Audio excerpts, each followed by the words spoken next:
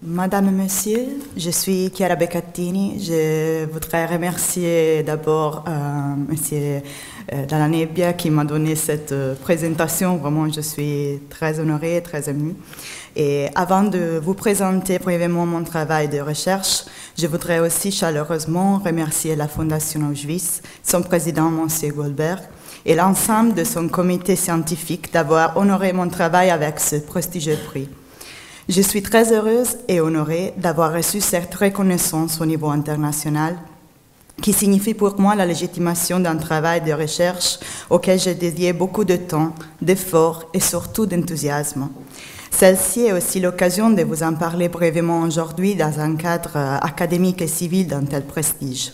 Pour vous faire comprendre comment j'ai commencé à m'interroger sur ces thématiques, je dois forcément partager avec vous des anecdotes. Le premier est lié à l'histoire de mon enfance. J'ai été toujours fascinée par l'histoire de lieux, depuis que ma grand-mère, quand j'étais petite, me parlait d'une période de guerre qu'elle avait vécue en Toscane. La tranquillité et la beauté des bois et des collines où nous avions l'habitude de nous promener cachaient pour moi aussi les terribles histoires de l'occupation nazie, des massacres de civils de Civitella et San Pancrazio. Cette sensation m'aurait accompagnée plusieurs fois dans ma recherche de doctorat en visitant ce lieu, surtout à Nassweiler-Suthof, où la beauté étonnante du paysage des Vosges entre en collision avec la terrible histoire du camp qui avait été installé par les nazis à partir de 1943. Boris Pahor, dans son livre très célèbre Necropolis, décrit exactement cette sensation de dépaysement en visitant après beaucoup d'années les sols du camp où en 1960 avait été inauguré le mémorial de la déportation du Struthof. Les soins que le Français avait mis dans sa restauration, l'odeur de la peinture fraîche sur les baraquements et l'aspect inoffensif du camp s'opposaient si fort à ces terribles souvenirs tant qu'il affirmait « Je suis pour l'intangibilité de la damnation ». Pendant mes études en philosophie à l'université de Padoue, j'étais tombée sur une lecture très intéressante qui a contribué à diriger mes études futures vers l'histoire. Il s'agissait d'un essai de Jean-Luc Nancy qui parlait de la difficulté, ou même de l'impossibilité, de représenter la Shoah. C'est sur cette problématique que j'ai écrit la thèse de mon master, en croisant les réflexions d'Adorno sur les limites de l'art après Auschwitz, et quand même sur sa responsabilité de dire, de reprendre la parole en face à ces silences dramatiquement imposés. Dans ce travail de thèse, j'avais analysé les implications de ces réflexions dans l'art, la littérature, le cinéma, et j'avais commencé à aborder aussi les sujets de lieux de mémoire. Ces derniers me semblaient particulièrement intéressants parce qu'ils résumaient toutes les questions plus cruciales que j'avais abordées et des autres bien plus importants. Comment représenter dans les paysages d'aujourd'hui ces passés? Quels processus politiques, sociaux et culturels ont été à la base de la transformation de camps en lieu de mémoire? Quel langage esthétique et architectural avait été finalement utilisé pour ériger en ces lieux monuments et mémoriaux? Ces 4 cas d'études ont été choisis selon différentes motivations. Si d'un côté, ils ont eu un rôle central dans le réseau de réportation créé par les nazis, de l'autre, ils ont obtenu un écho relatif par rapport aux autres lieux de mémoire européennes plus connus. De plus, la diversité de leur situation territoriale et de leur histoire m'a permis d'examiner aussi leurs particularités. Le camp de Drancy, un des cas d'études que j'ai analysé, est situé dans la campagne de Modena, près de Carpi, en Emilia-Romagna, en Italie. Celui de Drancy est plongé dans la banlieue nord de Paris.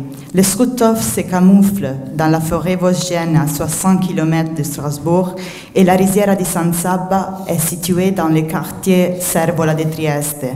Ce qui rapproche ce camp et principalement le fait d'avoir eu un rôle dans les complexes systèmes concentrationnaires nazis et aussi avec l'aide des collaborationnistes français et italiens dans les respectifs contextes nationaux. Lieu de construction identitaire, hommage aux morts, tombe consolatrice pour les vivants, œuvres monumentales qui font désormais partie de l'histoire de l'architecture, milieu de diffusion de l'histoire, attraction touristique parmi les autres. Quelle est la place de ce lieu parmi les autres lieux de mémoire nationaux? Parmi les objectifs de cette recherche, il n'y a pas eu seulement la description des étapes qui ont décrété leur transformation en lieu de mémoire, mais aussi l'analyse de leur rôle dans la mémoire collective locale, nationale et européenne, ainsi qu'un regard sur leur possible futur. Par rapport au projet ambitieux de la création d'une mémoire commune et européenne, capable de regrouper les différents et parfois conflictuelles mémoires nationales, reste à voir quel rôle pourront assumer ces 4 camps de concentration et transit, symbole de plusieurs et inquiétants aspects qui ont caractérisé l'histoire récente en France et en Italie.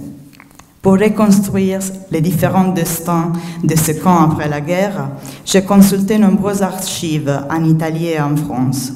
Et à partir de ce document, j'ai essayé de reconstituer leur histoire, parfois inédite. J'ai aussi interviewé plusieurs historiens qui se sont particulièrement intéressés à l'étude de ces camps, comme Annette Wiewiórka, Robert Stigman, qui ont aussi participé activement à la transformation de ce camp en lieu de mémoire, comme Enzo Collotti, qui s'agit d'un historien italien qui avait participé au procès contre les criminels nazis de la Rizière en 1976. Parmi les interviews que j'ai conduites, d'un certain intérêt est sûrement les rencontres faites avec Monsieur Chelot Sélanger, auteur du monument au camp de Drancy, mais aussi avec les guides de camp qui ont contribué à enrichir ma réflexion sur l'expérience de ce site de mémoire. Finalement, je remercie toutes les personnes que j'ai rencontrées pendant ces années dédiées à ce travail, sans laquelle je n'aurais pas pu écrire ces pages. En particulier, j'ai mes directeurs de thèse, Simon Levi-Sulla, Marianne Matar-Bonucci, Roberto Spazzali, directeur de l'Institut historique de Trieste, Lucia Armentano, archiviste de l'Archive historique de Carpi, Robert Stigman, Gorazd Baez, Tristano Matta, Dunia Nanut, Roberto Maestro, Giovanni Gurisatti, mon copain, mes parents qui sont aujourd'hui ici, mes collègues et les archivistes. Je vous remercie.